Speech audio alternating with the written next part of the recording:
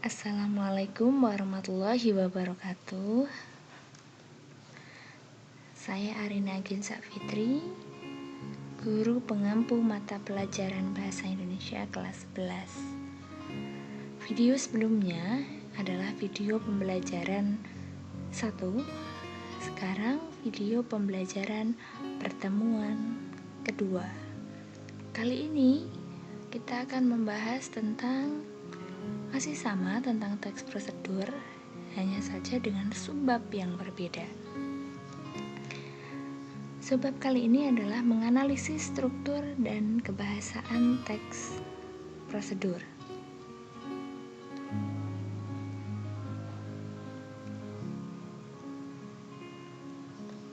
Struktur pembentuk teks prosedur itu ada 3. Yang pertama, tujuan. Yang kedua, langkah-langkah. Yang ketiga, penegasan ulang. Tujuan berisi hasil akhir yang akan dicapai. Untuk apa sih kita membuat teks prosedur itu? Tujuannya untuk apa? Untuk memberitahu pembaca apa? Dijelaskan. Yang kedua, langkah-langkah berisi cara-cara yang ditempuh agar tujuan bisa tercapai. Dan yang terakhir, penegasan ulang, bagian yang berisi tentang pengulangan pernyataan yang digunakan untuk meyakinkan pembaca agar pembaca semakin yakin bahwa prosedur itu benar dan harus dilakukan.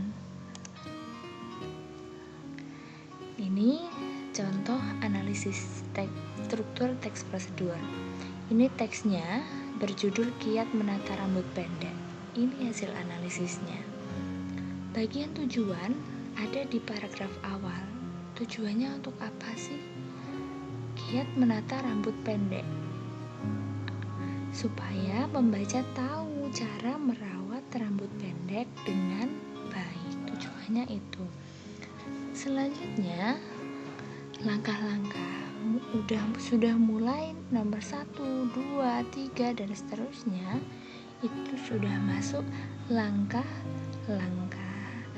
Kalau langkah-langkah dalam teks prosedur tidak hanya disebutkan ininya saja ya, harus disertakan dengan penjelasannya supaya pembaca lebih paham.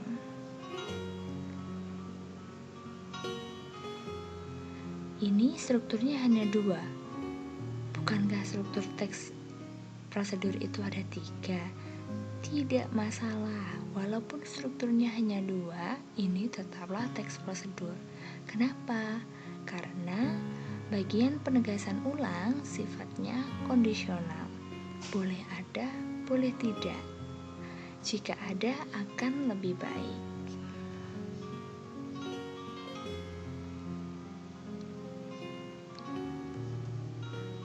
Selanjutnya, kita akan membahas tentang struktur kebahasaan teks prosedur. Aspek kebahasaan perlu dipahami dan dikuasai oleh peserta didik dalam membuat sebuah tulisan. Jika peserta didik menguasai aspek kebahasaan dalam sebuah tulisan, maka isi yang ditulisnya akan mudah dipahami oleh pembaca. Jadi materi ini sangat penting. Unsur kebahasaannya ada kata kerja imperatif, ada pernyataan persuasif, ada kata teknis, konjungsi penjumlahan, ada juga deskripsi alat. Kita pelajari pada slide selanjutnya.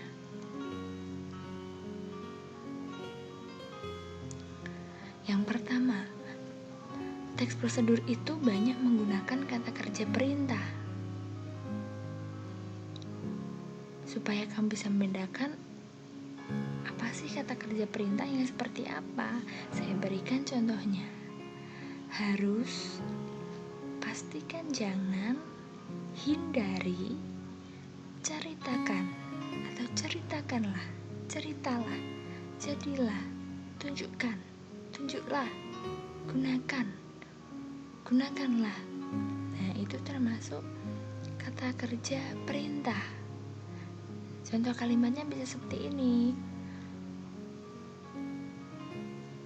Kita harus mengangkat panci sebelum waktu 25 menit. Itu ada kata kerja harus yang memerintahkan kita supaya melakukan hal itu. Di bawahnya ada tabel. Contohnya pastikan. Kata kerja perintahnya pastikan. Pasti termasuk bentuk dasarnya. Kata dasarnya mendapat imbuhan kan menjadi pastikan. Jadilah.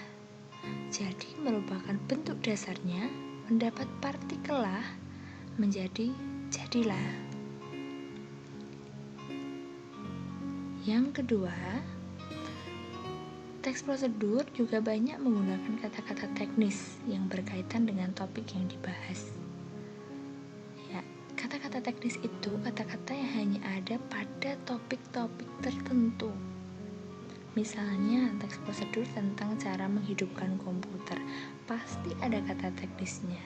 Contohnya, tekan tombol power, tekan CPU.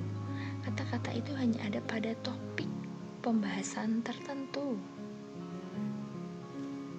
Yang ketiga, banyak menggunakan kata penghubung. Kata penghubung nama lainnya adalah konjungsi. Tidak usah bingung.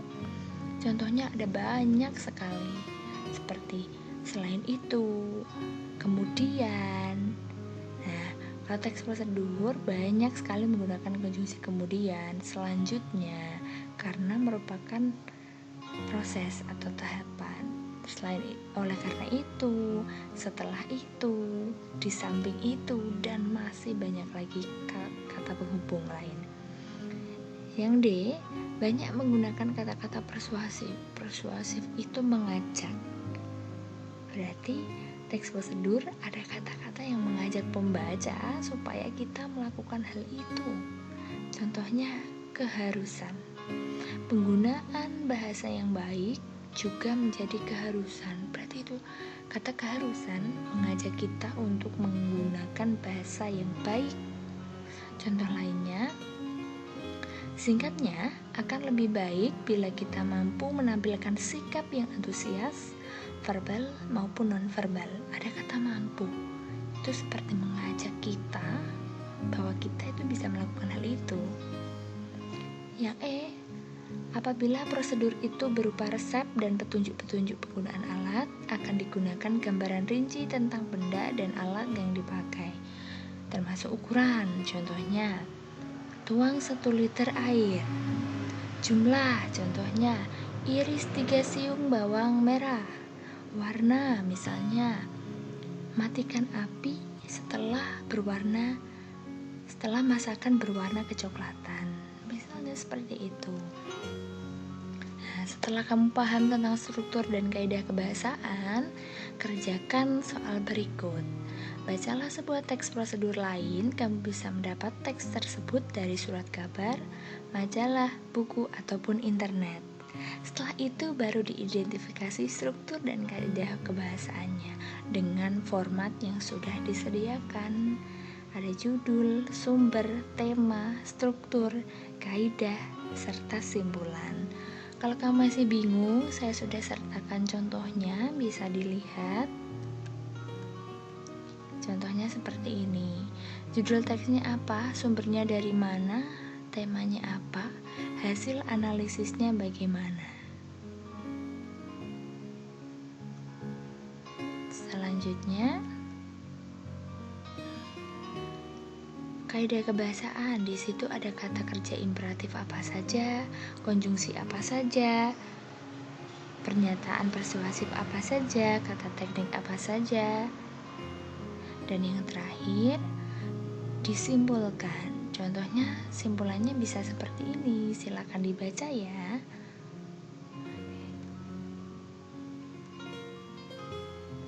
Terima kasih sudah menonton pembelajaran teks prosedur pertemuan kedua. Sampai ketemu lagi di pembelajaran selanjutnya. Assalamualaikum warahmatullahi wabarakatuh.